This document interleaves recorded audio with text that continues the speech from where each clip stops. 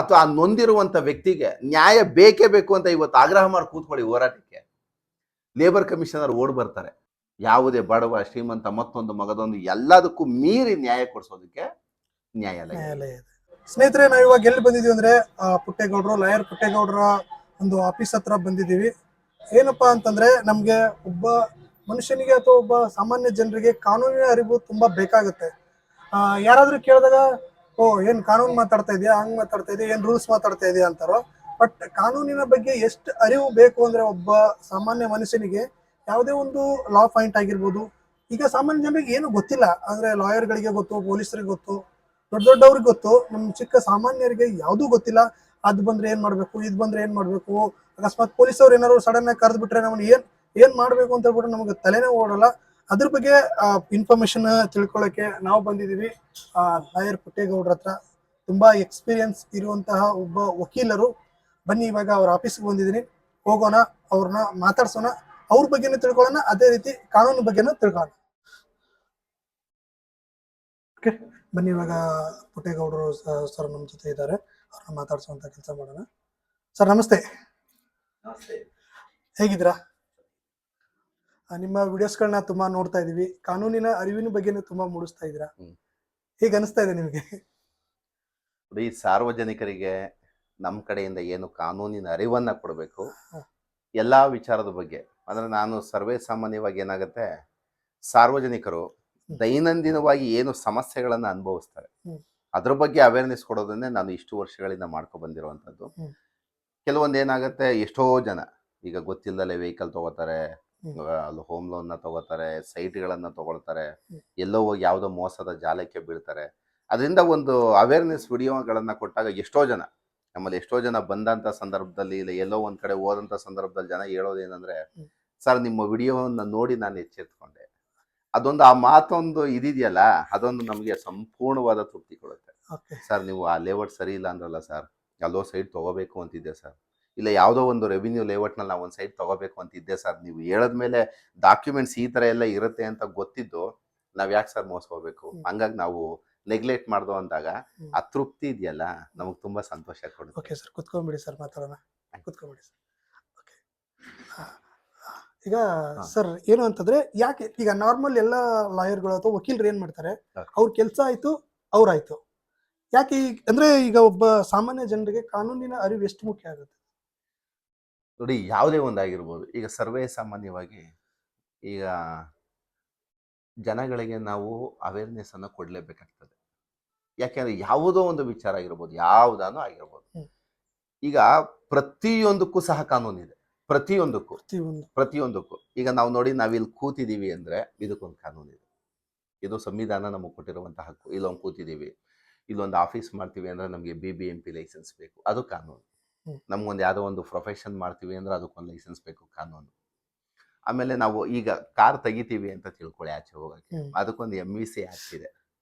ಈಗ ಕಾರ್ ತಗೊಂಡು ಎಲ್ಲೋ ಒಂದು ಕೆಲ್ಸಕ್ಕೆ ಹೋಗ್ತೀವಿ ಅಂತ ತಿಳ್ಕೊಳ್ಳಿ, ಹೋಟ್ಲಿಗೆ ಹೋಗ್ತೀವಿ ಅಂತ ತಿಳ್ಕೊಳ್ಳಿ, ಫುಡ್ ಅಂಡ್ ಸೇಫ್ಟಿ ಆಕ್ಟ್ ಇದೆ.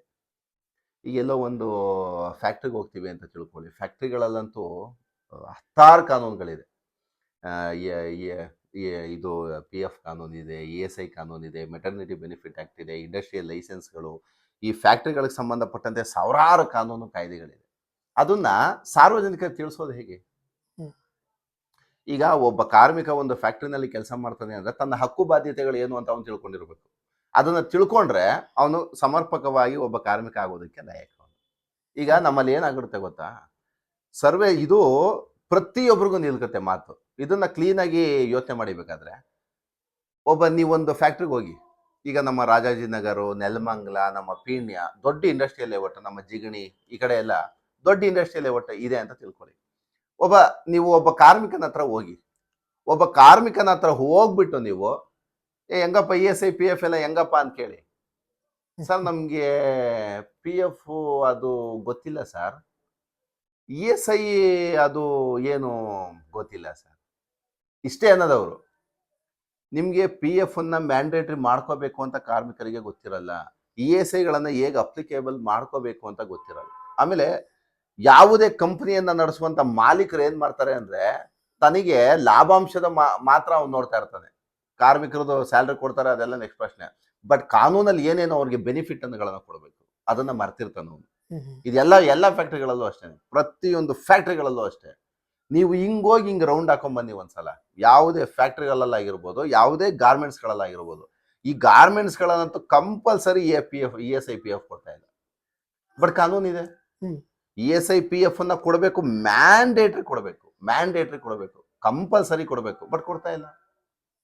ಇದನ್ನ ನಾವು ಏನ್ ಮಾಡ್ಬೇಕು ಅಂದ್ರೆ ಕಾನೂನಿನ ಮೂಲಕ ನಮ್ಮ ಸಮಾಜಕ್ಕೆ ಒಂದು ಕಾನೂನಿನ ಮೂಲಕ ನಾವು ಹೇಳಿದಾಗ ಏನಾಗುತ್ತೆ, ಹೌದಪ್ಪ ನಮಗೆ ESI PF ಅನಿವಾರ್ಯತೆ ಇದೆ, ನಮಗೆ ಕಾನೂನು ನಮ್ಮೊಂದು ಹಕ್ಕುಗಳನ್ನ ಕೊಟ್ಟಿದೆ, ಹಕ್ಕುಗಳನ್ನ ನಾವು ಚಲಾವಣೆ ಮಾಡಬೇಕು ಅಂತ ಒಂದು ಫ್ಯಾಕ್ಟ್ರಿನಲ್ಲಿ ಕೆಲಸ ಮಾಡೋನು ಒಬ್ಬ ದನಿ ಎತ್ತಿದ್ರೆ ಇಡೀ ಫ್ಯಾಕ್ಟ್ರಿ ಸಿಸ್ಟಮ್ ಚೇಂಜ್ ಆಗ್ತದೆ. ಅದಕ್ಕೆ ನಮ್ಮ ಲೇಬರ್ ಆಕ್ಟ್ ಹೇಳಿದೆ, ನೀವು ಯಾವುದೇ ಒಂದು ಫ್ಯಾಕ್ಟ್ರಿಗಳಲ್ಲಿ ಒಂದು ಕಂಪ್ನಿಗಳಲ್ಲಿ ಮಾಡ್ಕೊಂಡಾಗ ಕಂಪ್ನಿಗಳಲ್ಲಿ ಯೂನಿಯನ್ ಮಾಡ್ಕೊಳ್ಳೋ ಅಂತದಕ್ಕೆ ಕಾನೂನು ಕೊಟ್ಟಿದೆ.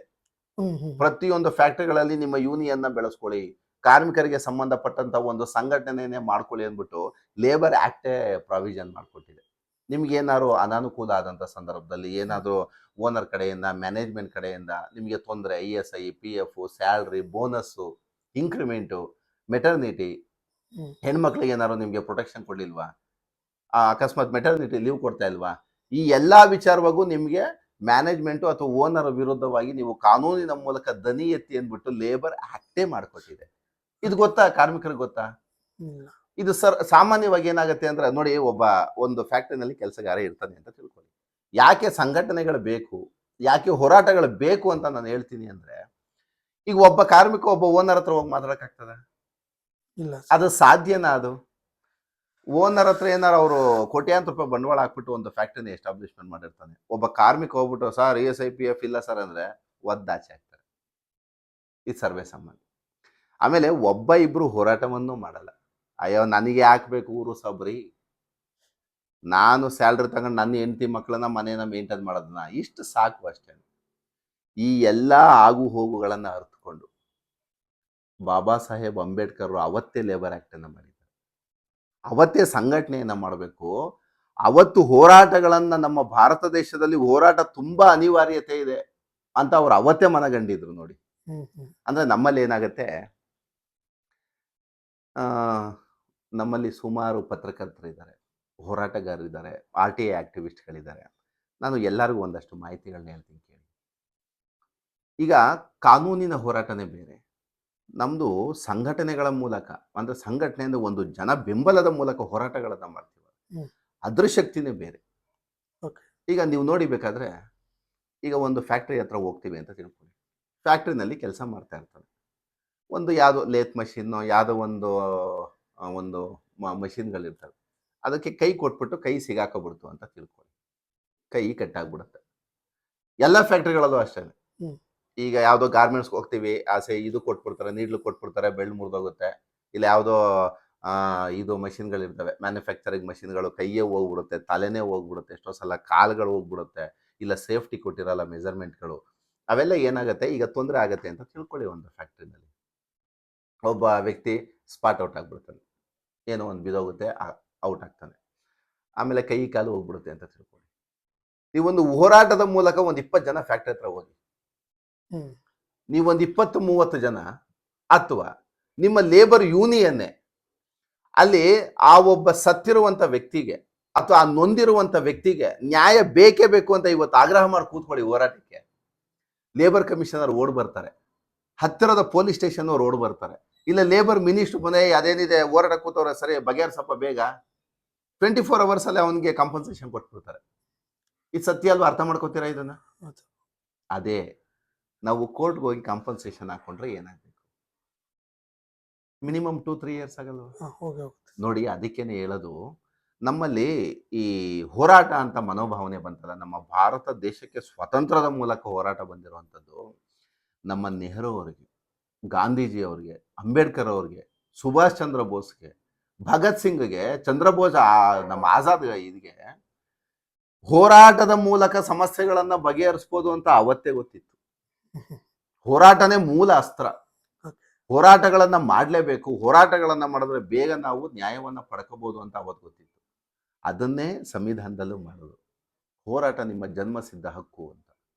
ಈಗ ಹೋರಾಟದಿಂದ ಒಂದು ಸ್ವಲ್ಪ ತೀರ್ಮಾನ ಬೇಗ ಆಗತ್ತೆ.